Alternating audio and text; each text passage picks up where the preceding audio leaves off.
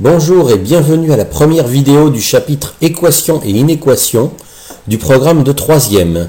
Dans cette vidéo, nous allons rappeler ce qu'est, à quoi sert et comment résoudre une équation du premier degré à une inconnue, c'est-à-dire les équations qui ont été vues dans le programme de 4e. Alors les équations servent à résoudre des problèmes. Elles servent à chaque fois qu'on cherche la valeur d'un nombre que l'on ne connaît pas. Et voici par exemple un petit problème très simple qui peut être résolu par une équation. Jean achète un téléphone portable pour 150 €, puis paie 30 € par mois pour son forfait. Au bout de combien de mois aura-t-il payé 360 € prix du téléphone compris? Bon, il n'y a pas nécessairement besoin de savoir résoudre une équation, ni même de savoir ce que c'est pour résoudre ce problème. Vous pouvez mettre la vidéo en pause et essayer de le résoudre par les moyens que vous connaissez. Vous pouvez aussi essayer de mettre en équation, et si vous vous rappelez de comment on fait, et de résoudre ça. Maintenant, j'ai choisi un problème relativement simple pour pouvoir faire un rappel sans trop rentrer dans des complications. Alors, si vous le souhaitez, mettez la pause et essayez de le résoudre.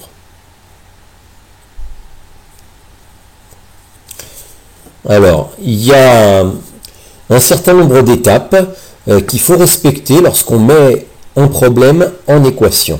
D'accord? Première chose, on cherche quoi? On cherche un nombre de mois. Ce nombre de mois, on va lui donner un nom.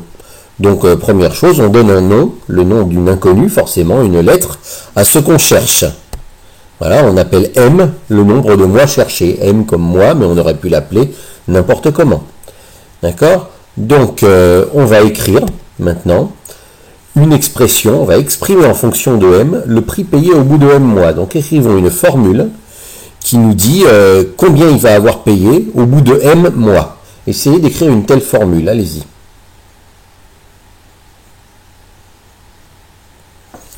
Eh bien, au bout d'un certain nombre de mois, il va payer 30 € par mois pour le forfait.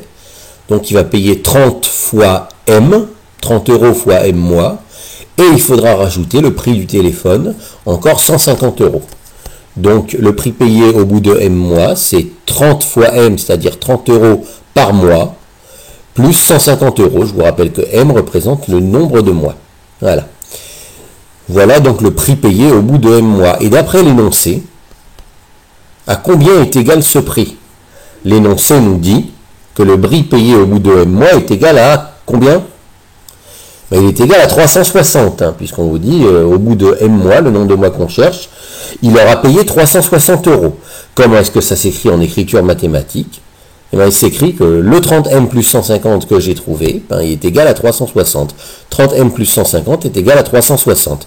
Nous avons donc obtenu une égalité, avec dans cette égalité, une inconnue, un nombre inconnu, M, qui apparaît. Une telle égalité s'appelle une équation. Et donc, dans une équation, nous avons toujours un nombre que nous ne connaissons pas, qui est celui que nous cherchons en général, qui est représenté par une lettre. Ce nombre-là s'appelle l'inconnu de l'équation. Ce nombre-là peut apparaître plusieurs fois pendant l'équation. Il peut même y en avoir plusieurs différents, mais là, comme l'indique le titre du paragraphe, nous nous intéressons aux équations dans lesquelles il n'y a qu'une seule inconnue. Une seule inconnue, M, même si elle devait apparaître plusieurs fois, ce qui est possible, mais une seule. D'accord ? Et maintenant, cette équation, nous allons la résoudre. Je vais vous rappeler la méthode que vous avez apprise en 4e pour résoudre cette équation, c'est-à-dire trouver à la fin à combien est égal M, quelle est la valeur de M. Et résoudre une équation, c'est trouver la valeur de cette inconnue pour laquelle l'égalité est vraie, pour laquelle 30 fois M plus 150 est vraiment égal à 360. Donc, voilà comment on résout une équation.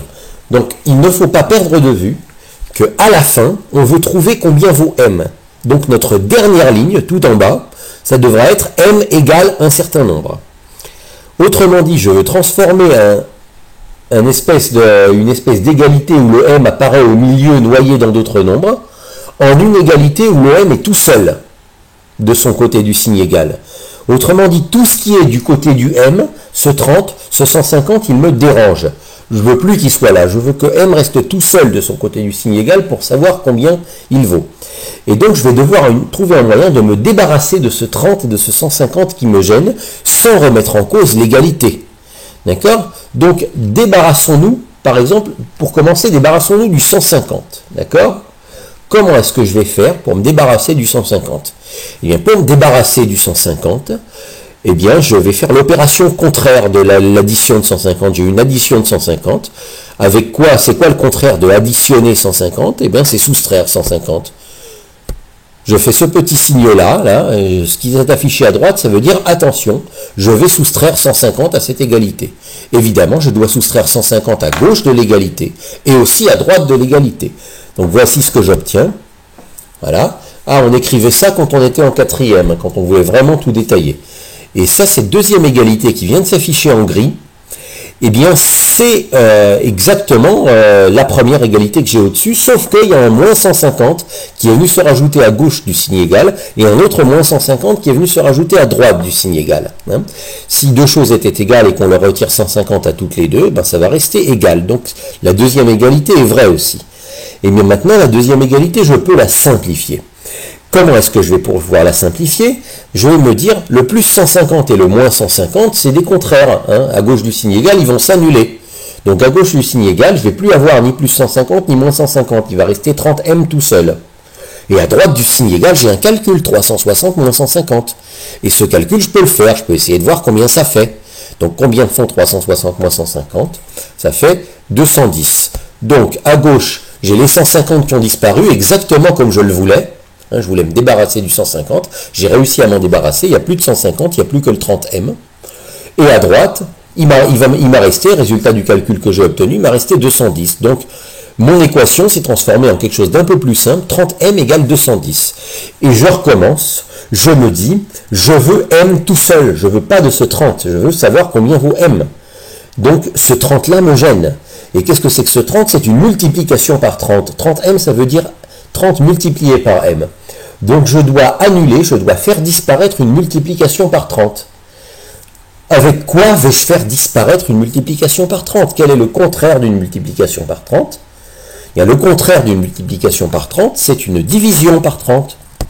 Donc en fait, j'ai écrit ce petit divisé par 30 à droite pour indiquer, attention, à la prochaine ligne, je vais diviser par 30 à gauche et à droite du signe égal. Essayez d'imaginer ce que l'on obtiendrait, et de là, vous trouverez la solution. Mettez la pause et allez-y. Eh bien, le 30m à gauche du signe égal, je le divise par 30, et le 210 à droite du signe égal, ben pour que ça reste égal, je fais la même chose, je le divise aussi par 30. Et là, je me dis, dans ce que j'obtiens, comment est-ce que je peux simplifier? Eh bien, à gauche, j'ai 30 divisé par 30, ça se simplifie. Il ne va plus me rester que m tout seul, comme je le voulais. Et à droite, j'ai 210 divisé par 30. Eh bien, 210 divisé par 30, c'est une division. Je peux la calculer. Combien font 210 divisé par 30? Il n'y a pas d'inconnu. Il n'y a que des choses que je peux calculer. 210 divisé par 30, c'est comme 21 divisé par 3, ça fait 7. Donc, m égale 7. Autrement dit, répondant à la question qu'on nous pose, au bout de combien de mois il aura payé 360 €? Eh bien, Jean aura payé 360 € au bout de 7 mois.